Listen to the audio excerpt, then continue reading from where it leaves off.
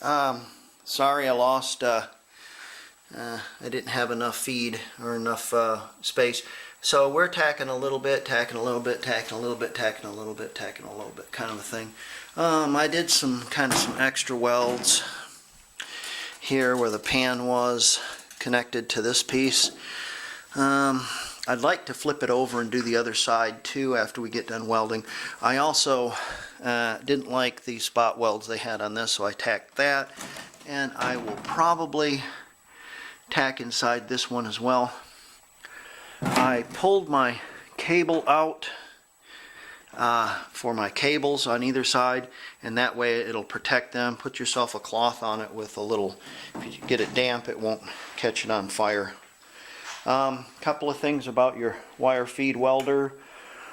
I'm a little hot, and so I'm burning through the sheet metal, but I'm not burning through the bottom, like the tunnel portion, but I am burning through the sheet metal because the tunnel is thicker than the sheet metal. So my thought is to turn down the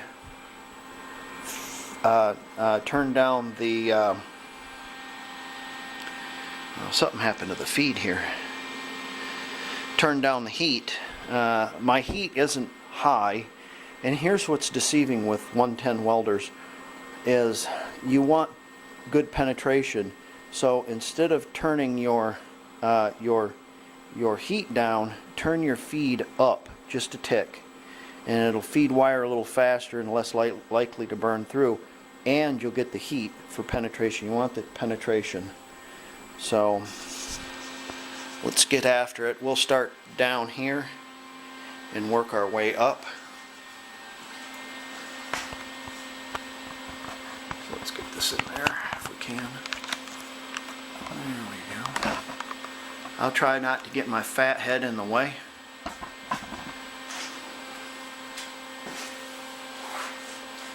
We're coming right along though, and the results are pretty satisfactory.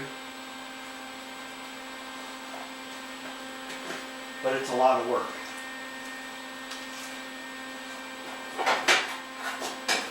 When I have it done though, I'll have a Beetle like I've never had before though, with real floor pans instead of fiberglass or patches or whatever.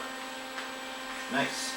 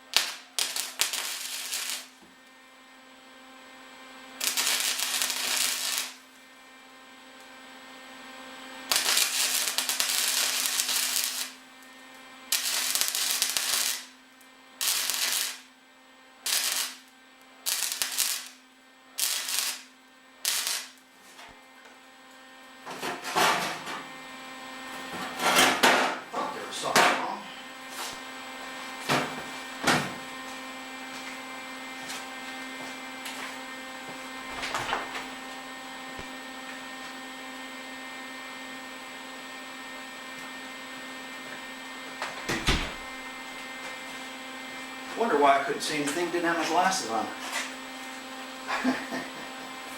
Oh, there it is.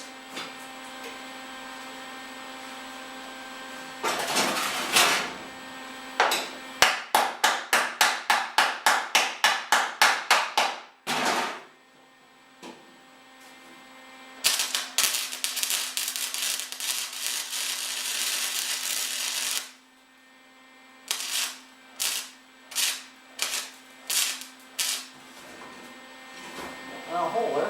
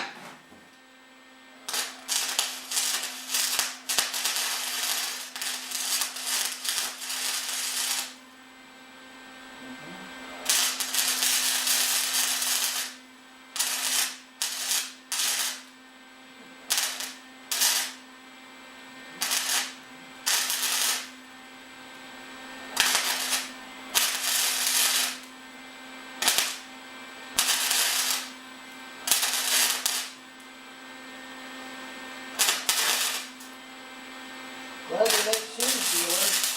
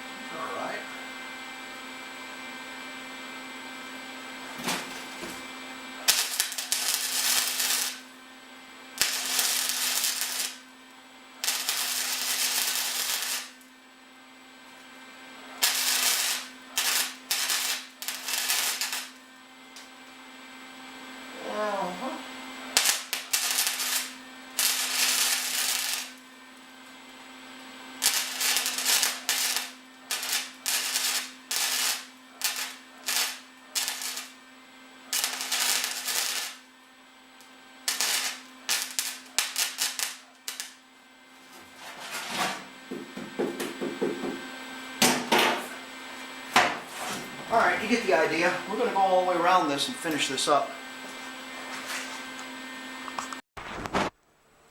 Be sure to personalize every one of your welds. And what I mean by that, don't just make them superficial. Make sure they're good and the penetration is good. And if you have any holes, clean them up. Now, is it going to be waterproof? No, of course not. That's why they make seam sealer. We're going to put seam sealer in that after we grind it and paint it. Wait a second. Why would you paint it before you put seam sealer on it? Well, if I use an enamel in a spray can, it's really loose. And I can get it I can run it, just soak it, you know, in there. And that way it'll get up underneath and it'll protect all that paint or all that metal with some enamel, some sort of protection. It'll find its way down in those seams and stuff. Once that's dry, then we can seam seal it. And then after that seam sealed, I'm going to paint it with a brush, just with some Rust-Oleum black in a can. That's thick and it'll work pretty good. Okay, now we have to take this other piece off, this piece right here on this side, and fit our pan and tack it on there. I've used dang near 2 pounds of welding wire, probably 1.5 pounds, just doing this. So we probably ought to get the other side tacked on before I have to take another trip to Hazard Fraud and get some more welding wire. This time I think I'll pick up 2 spools of that 2 pound spool, so I'll pick up 4 pounds. Alright, let's get after it.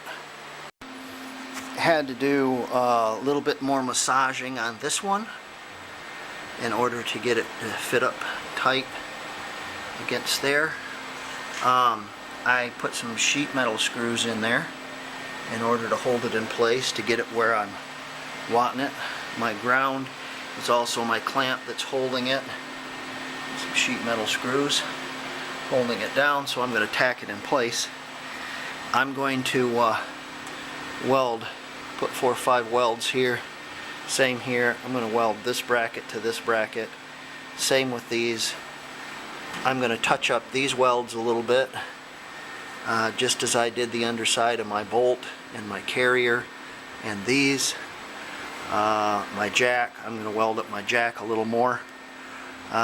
First weld I'm going to make is into this that welds it onto this little hanger right there. I'm going to get right up in there and heat that up really good. Then I'm going to turn my welder down. I found if I click it down one more, yeah, I don't burn through and I still get good penetration. So that's my first weld. It's going to be right there because I'm hot. Then I'm going to turn it down and tack all the rest of those.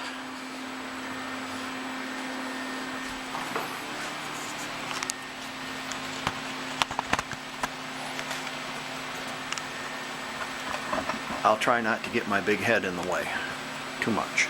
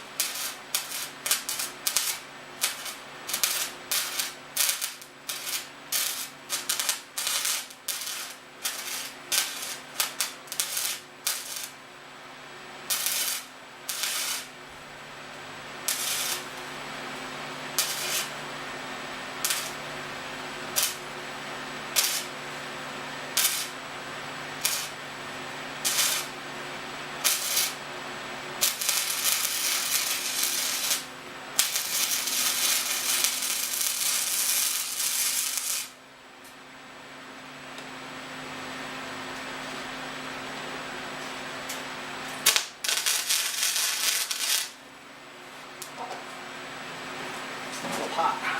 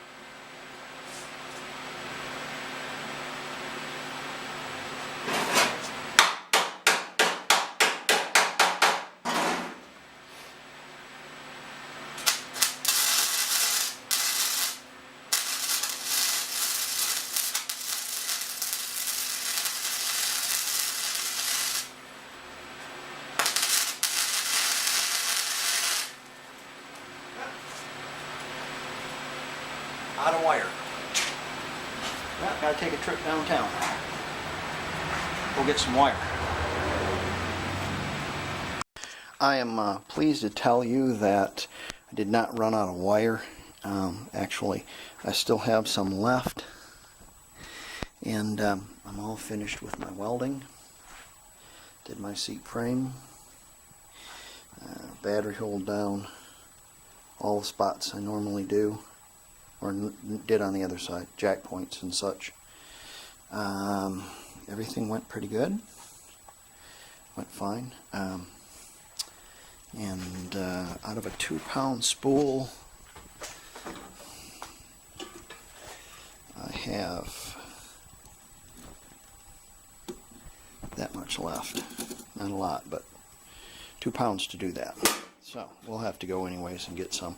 I need, instead of using that giant, huge grinder right there that weighs 40 pounds up underneath this, I think I'm going to use my small grinder, and I'm going to put a wire wheel on it. I need to go and find one for it, and it shouldn't be a problem. I've got this jacked up. I was debating on whether or not, I've seen this guy just tip it right up on end, but my jack points stick out farther than my wheels. So if you tip it up on end, the jack points are going to be, you're going to bend your pieces, so I don't want to do that. So anyways, I got up underneath here and I used my propane torch to burn off my stickers, so I got to get up there. There's still some screws we'll have to pull out, and what had happened is the heads broke off when I went and pulled them out, but we can pull them out there with a pair of vice grips. Make sure is stable. You jack it up, make sure you leave your jack underneath there and use jack stands. This is kind of squirrely because the front end will stay up in the air even if the back end is blocked up. It's weird without anything there. So make sure you have it secure right. I do see some daylight through some spots, but that's not going to be a problem because we're going to pack this all full of seam sealer, so it shouldn't be a big problem. It's the pans are much better than they were. They were just a rotted mess, so this is 100% better than it was. So let's get ourselves a wire wheel for that, and we'll get to work. We're gonna wire wheel this, and then we're gonna soak it good with some black enamel with spray cans, and that way it'll get all up in those joints. And then we'll do the top the same way. We'll let that set up, and then we'll get ourselves a quart of Rust-Oleum, and we will actually paint it with a paintbrush. So, okay. Sometimes you can't get a wire wheel up underneath some of this stuff, and you'll be sorry if you don't. So sometimes what you got to do is get up the best way you can, and then what I usually do is I soak it good with enamel and get right back in it with the brush.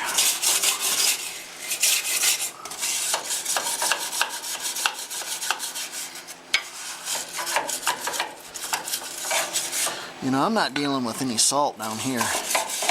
Maybe somebody else is. I tell you what, you don't want raw metal, and you don't want the road water to just wash your paint off. So you got to take and grind that, all those welds off. You need to soak this really good.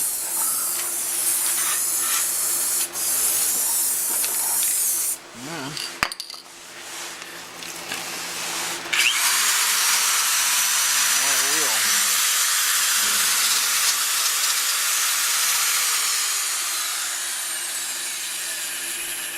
Hard to do with one hand, but you get the idea. You better grind that paint in there, because if it doesn't stick, then it'll just wash right off.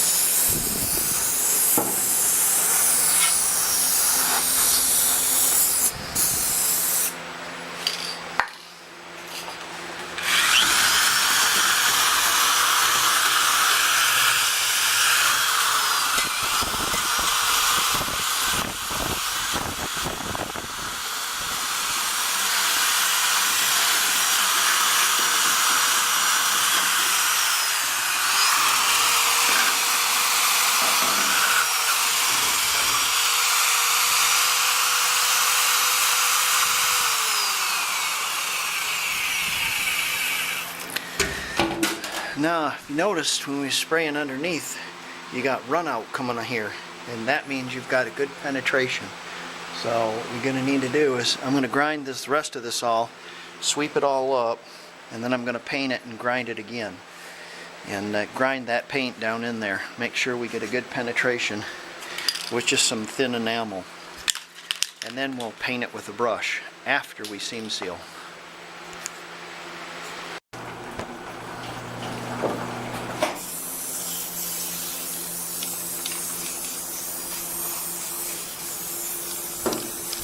You want that wet and runny going in those cracks.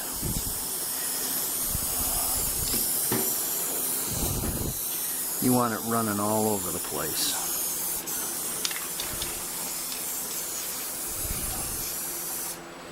A lot of the times people just spray paint on their pans or wherever, and they expect it to stick, and it doesn't.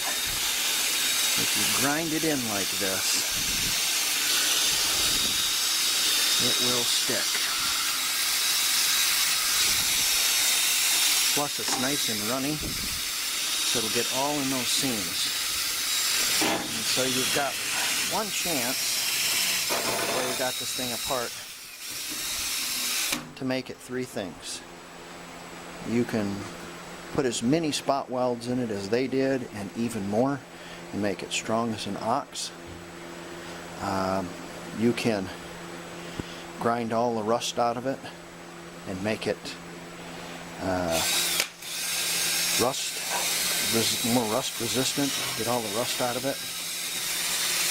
And you can make it almost as good as it was originally by applying these ideas that I have.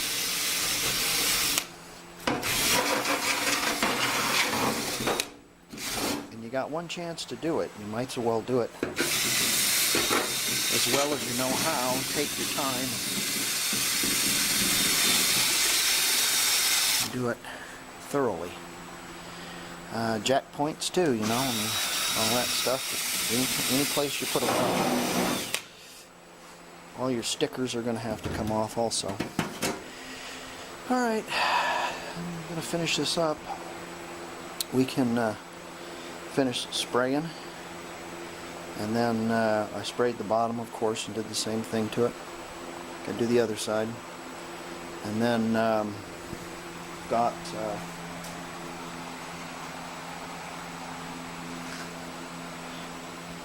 quart of that, but we'll have to get some seam sealer, and you want to make it watertight, so we're going to do the outside and the inside with seam sealer before we use our Rust-Oleum and a brush.